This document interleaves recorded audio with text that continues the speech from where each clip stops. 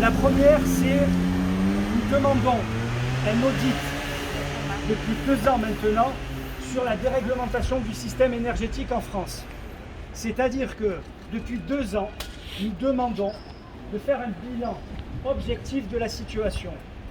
Pour nous, le bilan, il est négatif puisque le gaz, en l'espace de 12 ans, a augmenté de 80% et l'électricité de 45%.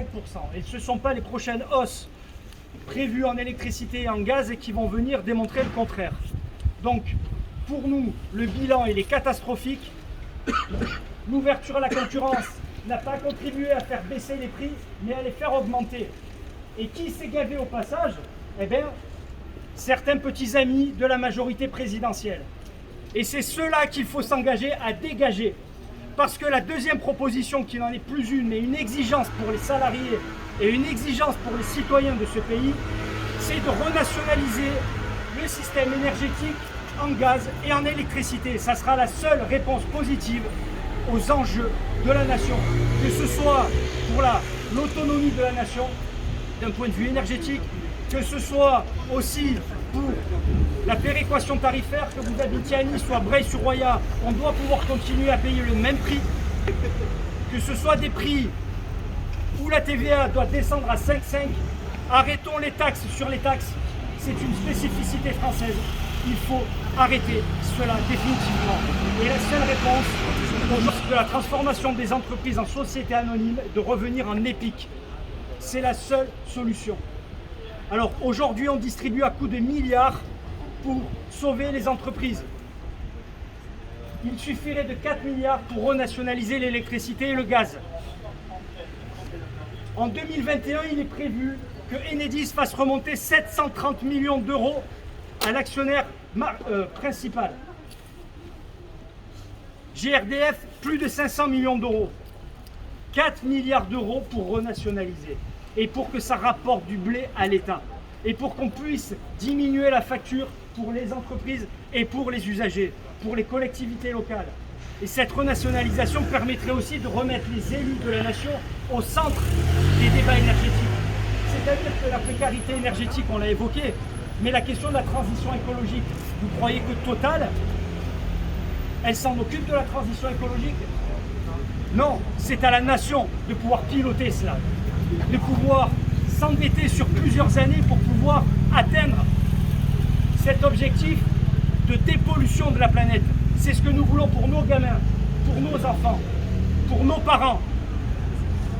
C'est cela que nous voulons. Et la troisième chose, alors c'est pas un scoop, hein, mais on souhaite, c'est même plus un souhait, c'est que nous demandons officiellement à partir d'aujourd'hui, Lévy a demandé hashtag mettons pull. Nous lançons aujourd'hui l'application hashtag Lévy dégage. Ok. Parce que il peut très bien devant les médias, devant le petit journal ou je ne sais plus quel quotidien, dire que les syndicats n'ont rien compris à la transformation avec le projet Hercule. Il nous a pris pour des ânes. Mais le Parlement, toute l'opposition du Parlement est contre le projet Hercule et clame à Dieu. Tout le Sénat en majorité est contre le projet Hercule et clame à Dieu. Toutes les associations de défense de consommateurs sont contre le projet Hercule et clament à Dieu. Toutes les associations écologiques sont contre le projet Hercule et clament à Dieu. Tous les partis d'opposition sont contre le projet Hercule et clament à Dieu. Toutes les organisations syndicales sur le champ de l'énergie sont contre Hercule et clament à Dieu. Alors s'il y en a bien un qui n'a rien compris à la société française, eh ben c'est M. Lévy. Alors qu'il dégage aux États-Unis, en Corée ou au Japon, où il veut, mais il n'a plus rien à faire dans une entreprise de service public telle que la nôtre. On ne vend pas des mouchoirs, on vend de l'énergie. On rend un service public à la nation en électricité et en gaz. Que vous puissiez relever à la France entière que nous ne voulons plus de cette merde. Parce que ça n'est qu'une. Il s'est foutu de tous les concitoyens depuis le début qu'il est au pouvoir. On en a marre, ce n'est plus notre chef d'industrie, ce n'est pas un capitaine d'industrie. Il faut tourner la page et revenir. Cette année, ça fera 75 ans que nous sommes EDF, que nous avons été GDF. Ça fait 75 ans, 1946, qu'a été voté au Parlement en avril 46, la loi de nationalisation du secteur de l'énergie et du gaz. Eh bien, revenons-y parce que nous avons fait nos preuves. Nous avons fait nos preuves pendant de nombreuses années que nous étions dans le vrai.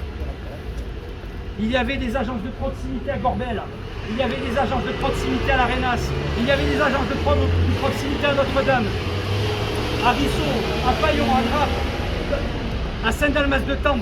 Aujourd'hui, tout se fait par mail. Et pour autant, les crises explosent. Il faut revenir à une vraie proximité, parler aux gens, les aider pour ceux qui sont en difficulté. On en a marre d'être des matricules. Il faut revenir à un vrai service public. Que les copains, quand ils vont dans les quartiers sensibles, qu'ils sentent qu'il y a une entreprise derrière. On s'est encore fait agresser à Avignon ou je ne sais plus trop où, les gaziers là. L'entreprise, elle dépose même plus plainte. Et elle demande aux salariés d'aller, elles, sans défense au commissariat.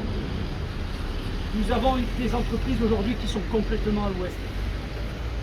Et aujourd'hui, les salariés, clairement, on a rappelé uniquement aujourd'hui les militants et les militantes à venir, ici, en raison du Covid.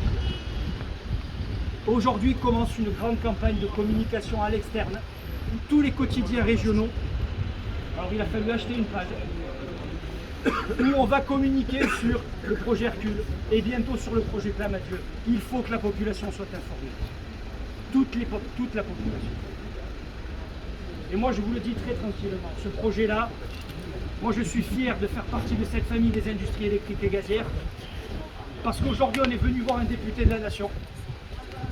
On a rencontré, on a travaillé cette initiative avec les services de police, avec les services de la préfecture, parce qu'on veut rester digne.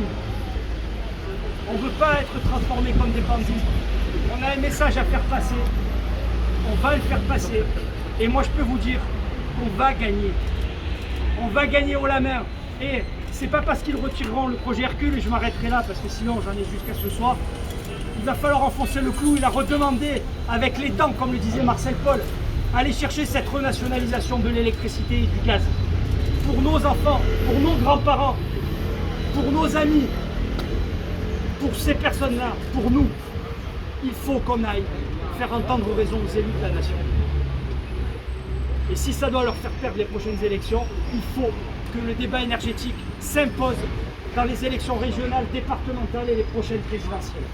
C'est l'engagement que nous devons prendre. Nous devons en parler de partout. De partout.